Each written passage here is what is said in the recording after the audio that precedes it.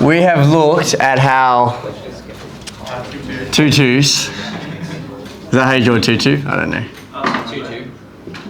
There you go. They need legs as well, I guess. So there you go.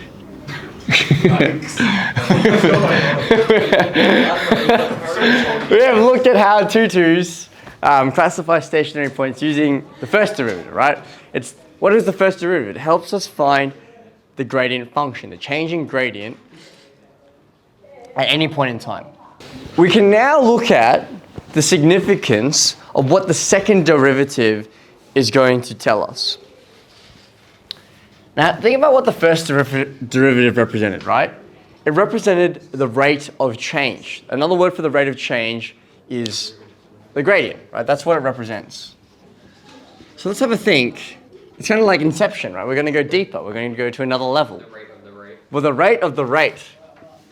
What does that represent? Rate of the rate of change.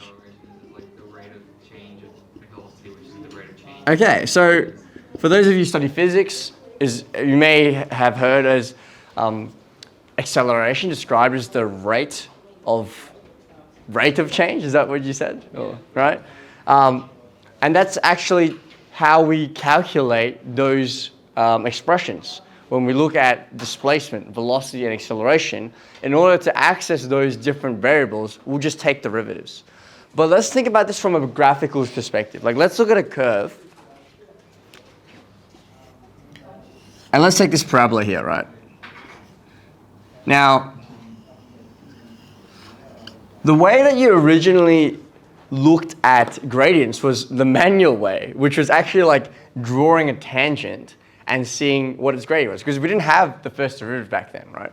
So what you would literally do is you would draw this and you'd be like, okay, let's do the rise over 1. Let's say it's a negative gradient, right? So let's say it's like -6 or something.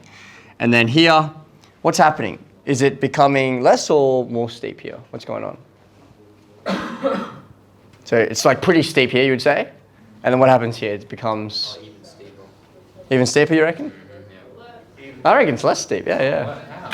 Well, it depends how you draw it out, right? But let's say it's -4 here, and then you get to some point, let's say -0.5, and then at some point it becomes 0. What starts happening when you go this way now? Same idea. Now, parabolas, they're like symmetrical, right? So let's say their gradients are symmetrical. Let's say here it's half again. It's getting steeper. How would you describe how the gradient is changing? And why I'm looking at the gradients here is because this is what the second derivative is going to tell us. It's telling us the rate at which these numbers are changing. First of all, what's happening with the numbers? From a value perspective. Like shape-wise, yeah, it looks like that, right? But we start off at -6, and then what happens? How does it change? Is it getting bigger? Is it getting smaller? We have a theory. You have a theory? No, we're not telling you. Okay, you don't have to share. That's all right. What's happening with the numbers? We start off with -6, then we go to -4, then we go to -0.5, then we go, like how is it changing? Is it getting bigger or smaller? What do you mean they get bigger and smaller? Okay, so if you're just looking at, maybe you're talking about the magnitude. If you're saying like, okay, -0.5 and -6, it looks like -6 is like bigger, right? Usually when we talk about numbers increasing or decreasing, we're talking about if they're increasing, they're going in the positive direction. If they're decreasing, they're going in the negative direction, right? So these numbers, they start off on the negative side and they're getting to the positive side. They're increasing, right? Would you say that these are increasing, right? They start off negative, they go to positive. So they're increasing. Yeah? Do we agree with that? Yeah, they're increasing. What does that mean for the second derivative? If something's increasing, how did we describe that before? Like when we looked at gradients, if a curve is increasing, what does the gradient have to be? It has to be greater than a particular value. 0, right. So increasing, that is associated with this idea that something is bigger than 0. If this gradient is increasing over time, that must mean that the second derivative, f double dash of x, if we started with some original function, that has to be greater than 0. In a situation like this, can you see how f double dash x is greater than 0, right? In the same way, we could do this for a different type of curve. Let's look at this curve. Take the same values, right? Here now we have a really steep gradient, it's positive, and it's becoming less steep over time. It gets to 0 at some point. And then what's happening over on the other side? We start going negative. So I wonder if you can have a think about, okay, this situation, right? We start from a big value, then we go into the negative values, we're going the other way. So it's decreasing, the gradient's decreasing, which means that f double dash x is less than 0. What's the difference between these two curves? The concavity, right? So the first derivative tells you about the gradient. The first derivative, f of x gives you the curve. Let's just start with that. That gives you the graph. The f dash of x, that tells you the gradient function.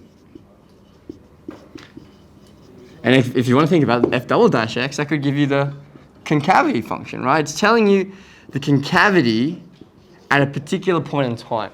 So remember, concave up, that's your happy face parabola. That's when f double dash of x is greater than 0. And we've got f double dash x is less than 0. That's concave down.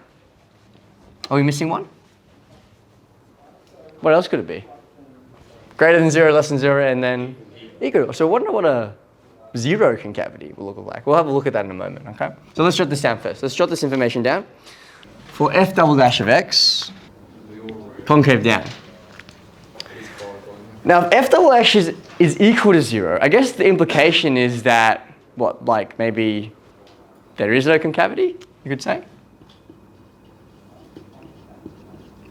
But more than that, there's something particularly special about something being equal to 0. Think back to when the first derivative was equal to 0. What happened?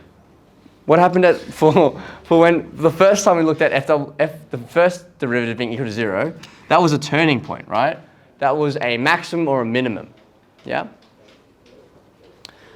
But when f double dash of x is equal to 0, if there's a point where there's 0 concavity, Joel, what do you think?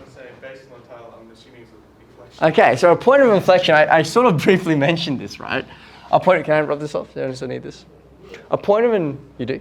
Yeah, no, okay. A point of inflection, okay, is a fancy word for when there's a change in concavity.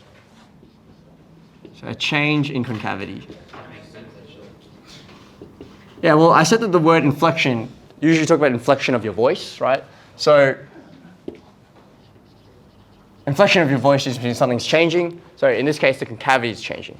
How do we determine if there's a change in concavity? I'll give you an example of a curve which has this feature.